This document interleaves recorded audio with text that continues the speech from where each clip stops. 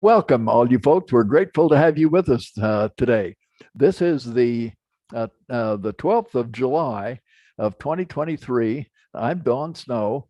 I'm here in Provo, Utah, and online with us, our host today is Gerhard Roof. He's the president of our Utah Valley Technology and Genealogy Group. That's UVTAGG that you see there in the middle of the screen. He's over in Orem. And we have several people that are attending with us that are from various parts. We've got them from all the way across the country today, and here in Utah and elsewhere. For those of you who may be watching this live, if you're watching live on Zoom, which is open to the public on Zoom, and also Facebook is open to the public, send us a note as to where you're from. We're always interested to know where you're listening to this from. If you're watching this 6 months from now, you don't need to worry about that because but it will be recorded and available on there. Today our topic is online books. This is part 3 of a series. I've done 2 others. The first 2 the first one was on book formats that are available. PDF is the main one, but then there's EPUB and several others that are used. And then we talked about Google Books. They have a wealth of books on Google. The second issue, the second of this video of this series, was on books that are stored on Internet Archive. And that's a gold mine of information, not just on books, but lots of other stuff. Today, our topic is books that are on FamilySearch. And there's about 500,000 books on FamilySearch. That's sponsored by the Church of Jesus Christ of Latter-day Saints, but it's open to the public, and anybody can get an account on it for no charge, whether you're a member of the Church of Jesus Christ of Latter-day Saints or not. It's available to everybody. Now, there will be notes, which I'll show you here in just a second. They're on my website. It's down there at the bottom of the screen. And Gerhard will post in both the comments on Facebook as well as on the chat here in Zoom a link that will give you a PDF copy of these. But they're online right now and have been for a couple of days. This is what we're going to be talking about today. These are all, they'll be listed in your notes, so you don't need to take handwritten notes on this stuff. We're going to talk about the FamilySearch website, introduction to that, a little bit about the FamilySearch digital library. Now, that used to be called FamilySearch Books, but they changed the name a while back. They've changed all kinds of things on it, so I discovered when I began preparing these notes. The last time I taught this class on this subject was about 2 years ago, and everything has changed since then. So it took a lot of updating of things. We'll look at the contents that are on there, where the books are and what kind of books they have, how you do the searches on those, and I'll show you some examples, and then a bunch of examples. And in the notes, there will be examples that will have the links there that you can click on the link. If you're using the notes online, just click and it'll take you directly to where the book is stored on FamilySearch for today. Now, there's the link in the middle of the page there. That's where the notes are stored. That's on our Utah Valley Technology and Genealogy Group webpage, uvtag.org, and then classes, Dawn's, and then Dawn's-classes.html. That gets you directly to my list, and I'll show you that here. In fact, right now, let me hold down the Alt key and Tab and get over here to my notes. Don, you're not sharing your screen. Oh, gosh, I'm not sharing the screen. Thanks. Oh, hold on. Yes, you are. Oh, I am now. Okay. Yeah, All right. This is okay, let me go back here. This is class notes. Let me get into, that's not the notes that are not the main screen I want to show you, nor is that. Let me close that. That was the last minute link thing that we just sent out a minute ago. Let's see, it should be right here. There it is. Okay, now Now that may be too small. Let me see if I can make this a little bit bigger. For me, because of my poor eyesight now, I have to make it quite a bit larger in order to see it. But I'll scroll up here to the top. This is my class notes page, updated just as of yesterday. And there's links on here as to where to watch this on Zoom or on Facebook. And then down here where it says classes coming up, that's where today's class are. Now I'm going to turn my magnifier back on. Let's see, the Windows plus key turns that back on because I can't see the small thing. Now it's back on. So now this is up near the top of the page. There's Dawn Snow's class notes page, etc. These are the sub pages that are on my stuff. And then down here is classes coming up. And item 1 is the first one today. That's today's date. By the way, this is the second Wednesday, not the third Wednesday. So my classes are either on the second or the third Wednesday, and this month they're on the second. Here's the link to it. If you click on that link, that's part 3. That I've already clicked on, and that I can update. I can click right up here, not here, here. And this is the notes for today's class. So there it is, Books Online, Part 3, Family Search. Now you'll be able to read this without having the magnifier on. So let me turn the magnifier off so that it'll look more comfortable to you. This is what the notes look like. Now, there's an abstract there at the top that describes what we're dealing with today and a little bit about roughly the history of family search and so on. Over on the left side here is the information about the welcome and what we're going to be talking about today, and a couple of hints that I put on there because they're not well known, but they're easy to use, but they really help. And so take time to read those if you haven't already. Most of you will be aware of those already. Then there's the item as to what we're going to be talking about. The next item here is what is on Family Search itself.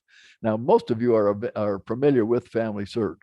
It's sponsored by the Church of Jesus Christ of Latter-day Saints, and it's completely free, no charges at all. And anybody, whether you're members of the church or not, you can sign up for an account. And to be able to download books, you need an account.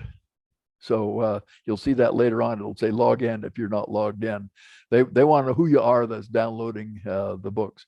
Anybody can use the sources and so on without having an account. But if you want to download something, then you need it. The information is on there as to what they have. They have a large genealogy website called Family Tree. Most of you are familiar with all this stuff, and places to put memories and photos and all that sort of thing, and millions of sources, everything you can think of that they've been able to acquire as far as scanning information. And so it's a gold mine of information on there. Now, part of that is in one of the sections of the sources is what's now called Family Search Digital Library. That used to be called Family Search Books, but they changed the name about a year or two ago. You still get to it by the same method. And there's on that description right there, right almost in the middle of the screen here, right in this area, right in here. I think you can probably see where my cursor is going back and forth. It'll give you the details.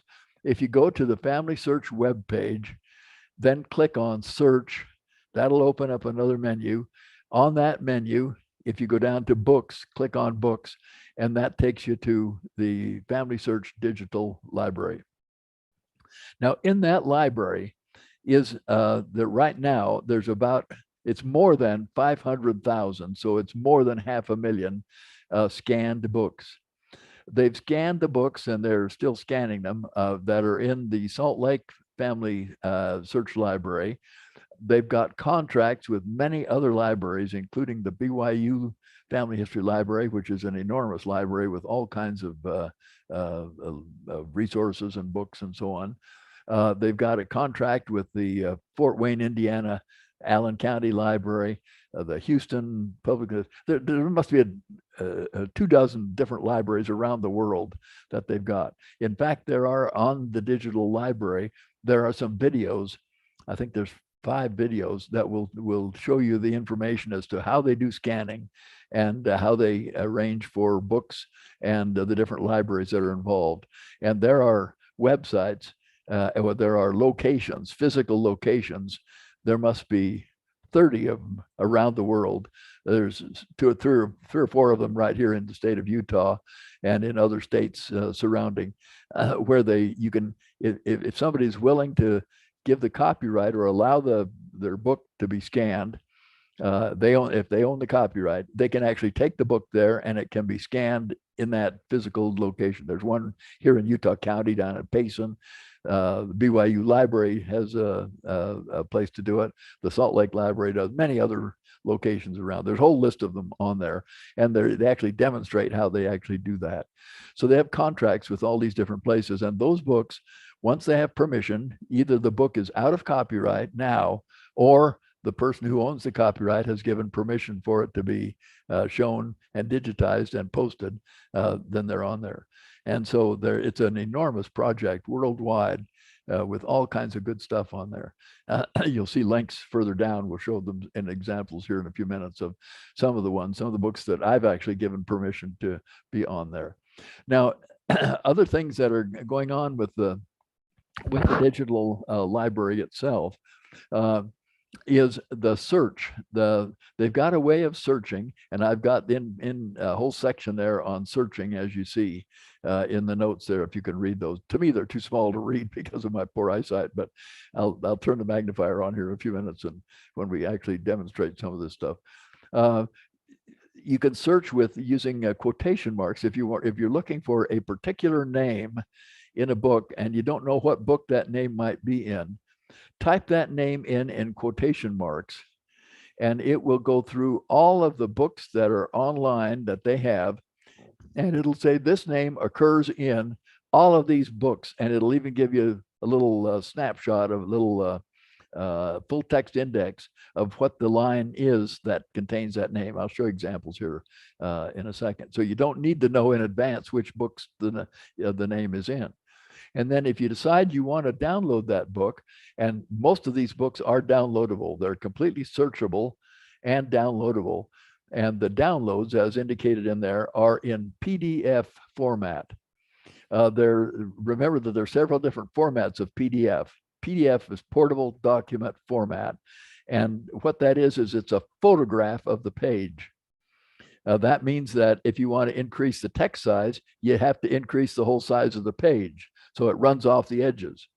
Now, some of the other book formats, as we talked about in the first one of these sections of the first ones of the series, is EPUB. You can increase the text size without increasing the width, so that it'll still stay on the page. You'll just add more pages to it. So paging doesn't make any difference in EPUB, but it does make a difference in PDF. And so the PDF is just a photograph of the page. Now, if you just photograph that, it's just an image. And that image is not searchable unless it has been OCR'd. That means optical character recognized. You run a program on there, and there are free programs that you can run on a PDF that will OCR that page or a whole book or whatever article, whatever you have, and then it becomes searchable. And so it'll recognize that this is now English. You say that's the language, or if it's German or Spanish or whatever, it needs to know what the language is that it's looking for. It will find what all these little characters, the sets of characters mean, and so then it becomes searchable. Now, the books that are on digital FamilySearch digital library, when you download them, they come down with that text layer on top of the layer, the picture layer. When you do that on Google, as we pointed out, you don't get that text layer. The Google books are only the picture. They're searchable on Google, on the website, but not searchable when you download them. So it makes quite a difference. And it's a lot more helpful when it comes down with the text layer on the PDF as well as the picture itself. There's some hints there about searching and so on, and then a bunch of examples. Now, let me get back to the PowerPoint. Let's see, Alt Tab, and just the PowerPoint. Yeah, here we are. Okay, so that's the class notes, and they're online now. That's the link to them as to where these class notes are. and they'll be updated. Next time I teach the class, it'll be updated so that it'll be different. So if you look at my class when I taught this 3 or 4 years ago, the links will be different because they're the older links, and the notes now have the current links in them. Okay, now we want to look at some demos on this. We're going to log on to the FamilySearch website itself, and then you can set up a free account. Whether you're a member of the Church of Jesus Christ or not, you can set up a free account. Because we're in church members, we pay our tithing and it sponsors more. We get some added benefits, but anybody can get a free account on here to use everything that we're talking about today. We'll look at the FamilySearch digital library itself, show you how to get there. And then there are some instructional videos on there that I've mentioned, and it'd be worth your while to take time and look at those. They're short. Each one is only, I think, 3 minutes or long or so, but it'll show you, give you a good feeling for what's in the digital library in the books. We'll talk a little bit about searching and show you some examples of searching itself. All right, now shift over here to, let's see, Alt Tab, and get back to, if I can get back to here. Okay, now I'm going to, at the top here, now I'm going to have to turn my magnifier back on so that I can see what's going on here. Let's see, that's with a Windows Plus. There's a Windows Plus. Okay, and now it's back on, so that it makes it much bigger for me to see. That Windows, that magnifier is built right into a Windows itself. And so these are the notes. And what we're talking about now is we're in this section here, Digital Notes Library. I'm going to show you how to get into it itself. The FamilySearch Digital Library, you go to FamilySearch and then click on Search and Books. That always gets you there, but there's a direct link right here if you want to go directly to it. I'll use the way that we normally do, though I've put a bookmark right here on my list of bookmarks, FSDL, FamilySearch Digital Library, to get to it. However, I'm going to show you a trick that helps me. Over here, I have a whole bunch of family history links. I've got one set up with where it says DRS on it, FamilySearch DRS. If I click on that link, it's got my password built in, so it automatically logs me in without me having to type in my password. And so now, see, I'm already logged in with Donald R. Snow, so it's entered my password and so on. The way I did that is I just, one time when I was logged in here, I just copied that link, and this is that note up in the item 3, I think it was, where it gives one of the hints. Just take that icon right in front there where it says, where it's got that little padlock thing, drag it down to your bar there, the book notes bar, and that will automatically, if you're logged in, then it will keep your login. Okay, so now I'm logged in to FamilySearch, and I'm logged in with my account on FamilySearch. Now you notice the words across here, across the top: family tree, search, and memories, and all this other stuff. What we want to do today is we want to go to click on search, and that opens this email or menu. And down here near the bottom is books. And that right there, I clicked on books. Now we are actually in the FamilySearch Digital Library books. Now, let me turn my magnifier off so you can see it the way you're used to looking at it for a minute. Here we go. So it's got a big search bar in there, and it's got some other information in here, and there's helps, and the digital videos are, I think they're right down here as I recall, one of these things about, I think their digital videos are in one of these here. You can submit a book. If you have a book and you own the copyright to it, you can submit that and have that volunteer to post on here. And then other partners that are involved. That's a list of all the different libraries that they've got and so on. Now, right in here in the search thing is where you want, if you want to search for something. Now, let me show you. I'm going to just search for, I'll search for my name.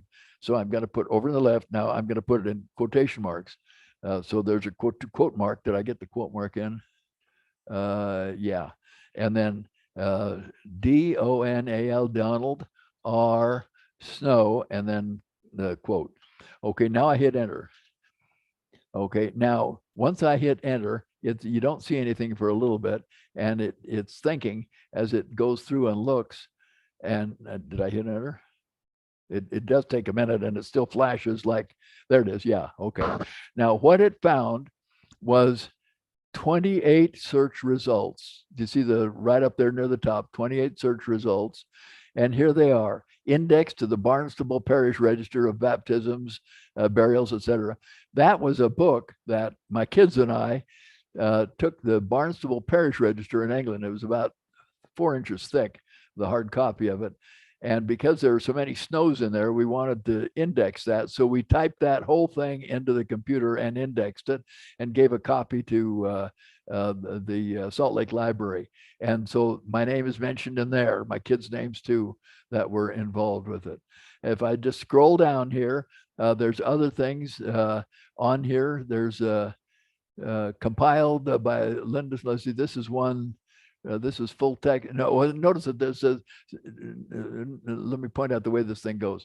There's the title up here at the top, then information about it, about the authors and about where it came from, the date, the language, and all this sort of thing. And then there's a full text thing down here that tells you what's the line that has the name you're looking for, or the phrase, or the location, or whatever that you've typed in. And notice in here, there's a box that says view inside. So if I want to look at the inside of this and see the details, see the whole PDF of the whole thing, I could do that. That's where you go when you want to download the thing. Okay, so now here's more, and then show more, give you more information. So I'm just scrolling down through these things to show you what's here. The Descendants of David May of Ashe County, North Carolina. That's a book that my son, Don Jr., compiled. And that we were on a genealogy trip back in North Carolina, and we donated a copy of his book to the Ashe County Library so that they could post it. And we gave a copy to the Salt Lake Library. And so that's in here. And so on. Anyway, you see the full text results here of each one of these things. The Utah Genealogical Association newsletter back in, when is that? In the year 2003. I wasn't even aware of my name being mentioned in that, but here it is. There's information down here. Down here is the information about what I'd done and what some of the things that I had taken care of. That was before I was on the board of directors. So I was on the board of directors for, I think, 2 different terms for 6 years total. And that's a whole different story. But anyway, this is the stuff that came up.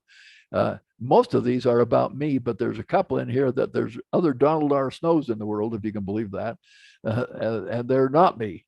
But I'm mentioned in this Jewish genealogy thing because we were directors of the New York Family History Center, and I'm a member of the Jewish genealogy group. And we had them, we spoke at their meetings, and they spoke at our meetings, and so on. Anyway, you can scroll down through this. Now, this is one way of looking at this on the sheet. Now, let me go up here near the top, and there's another way of looking at it. You see in here, that's what you see what's highlighted there. It says list view. Right next here is grid view. If you click on grid view, it now shows you each of these things with a picture. Now, I should also say here that you're used to looking at black text on white. But when you get the eye problems that I have, white text on black is easier to read. Let me see if I can actually shift this to see the way that you would normally see, because I've got that built in here. Let me click on, there's that, and I'll click on normal instead of the inverted colors. Where there's normal. This is the way you would normally look at it. But to me, that's almost illegible. I can hardly see that. And so I use these inverted colors down here. That's a free extension that's built into Chrome. And so you can hardly see this. There are other options in here, grayscale and so on. But this is looking at exactly the same list, but it's now in this grid view. And so you see each one of these things as a separate page, and you may be able to recognize the title of what the thing is as to what it looks like when you see the title itself. Anyway, that gives you an idea of what's on that part. Now, notice that I typed in, where is my, here it is over here. I typed in Donald R. Snow. Now, because I put that in quotation marks, it's only finding exactly that phrase. but my name would also have occurred in a lot of other ways, like Snow Donald R. So let me change that to SNOW, comma, Donald R, Donald R, and then delete the Snow from there. If I can see to delete this, delete. There it is. Okay, now I'll hit enter. And remember, there were 28 results this way. Let's see what this gives. And so this gave 22 more results. So there's 22 more results. We're still in this grid view of different sorts of things and notice if you hover your cursor over it, it makes it larger so that it gives you the information on there. So there's a bunch more stuff that has different names with different orders of things. And the same for my same name, but again, most of these pertain to me, but some don't. Now, so that's on searching. So, and there's also sometimes you can sort these in different ways. It says relevancy. You can sort these by date entered. So if you keep track of the dates you check things, then you can only look at the ones that were entered after a certain date. So you don't have to go back and look at all the earlier ones over again. There's several other things, details in some of these things that you can use, and you can print or save the whole thing. Let me illustrate that. I'm going to go back to the list view. Here's the list view. Now, this is something that I found very helpful. I use Evernote for my method of saving web pages, and all of these notes, the information, this particular thing about me. If I click up here on, I'm going to have to turn the magnifier back on to be able to see it for you. Okay, if I click up here on the added bookmark, because I've got too many bookmarks on here, I click on that and I go down here to Evernote Web Clipper. Evernote has a free version. I use the pay version because I used the free one for a long time. And it opens up this thing over here about save the clip. Now, here's a clip. I can save it in various formats, the article, or, well, I'll just save the article in this case. So I click on the article, I click save right there, and it goes through and pulls out all of this stuff that's on this, all these results, and it's saving them and sending it to my Evernote account.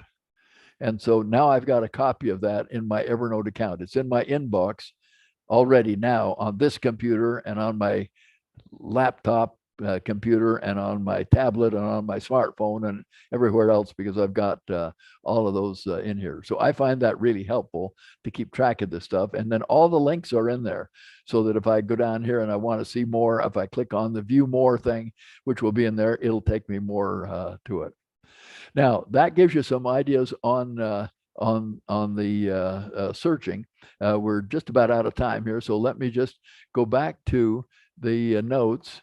Let's see, it was not Don's classes, but it was notes. That must have been this one over here. No, that's the digital library. Where's the notes? Well, let me go back up here. I'll open them up again. Down here to this one right there, and books online. And yeah, here we go. No, that's, come on.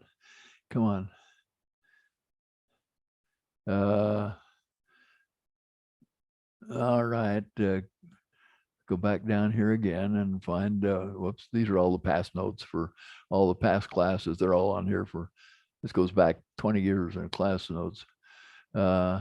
Here's the, right there. Is that, I can't tell if that, I can't see that. There we go. Okay. Now, let me just talk about some of these examples that are here at the end. Examples from the FamilySearch Digital Library. Pioneers and Prominent Men of Utah. That's a book that is about 500 or 600 pages with pictures and articles about many people that lived here in Utah. It's available. The whole thing can be downloaded from right there. If you're using these notes online, click on that and it'll take you right to the digital library, and they'll ask you to sign in before you can download it. I won't take time now to do that because we're about out of time. Church Chronology by Andrew Jensen. He was an assistant church historian who kept track of a day-by-day entry as to where people were, what the church was doing, different ships that came in, immigration, companies across the plains, and so on. The LDS Biographical Encyclopedia by him.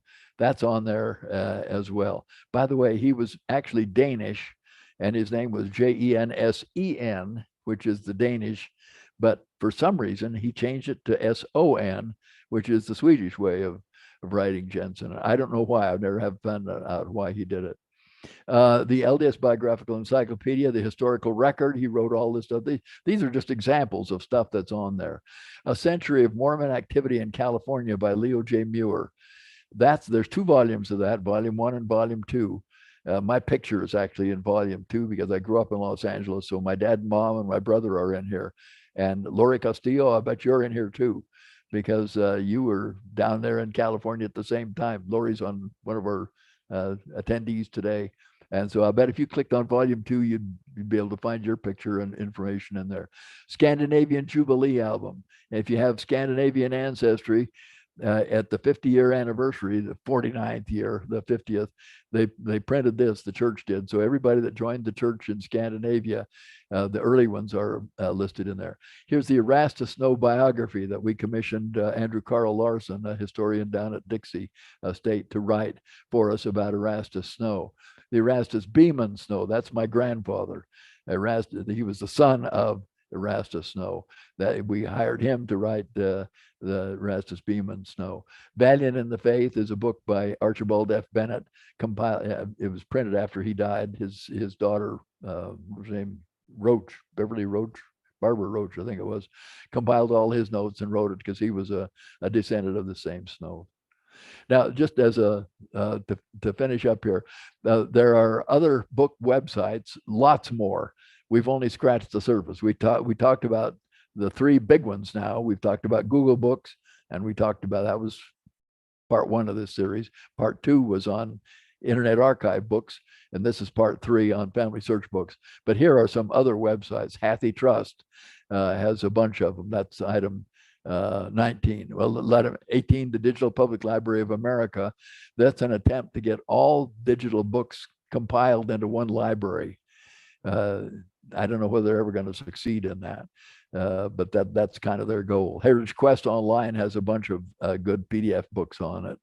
WorldCat by the OCLC, the Online Computer Library Center. You can find hard copy as well as soft copy ebooks on there and so on. Anyway, those are helpful things to you. Down here at the end is the conclusions for this. There are lots of good books or sources, and we've only introduced you to what you can do with it, but hopefully we've given you some ideas that you can find information in it.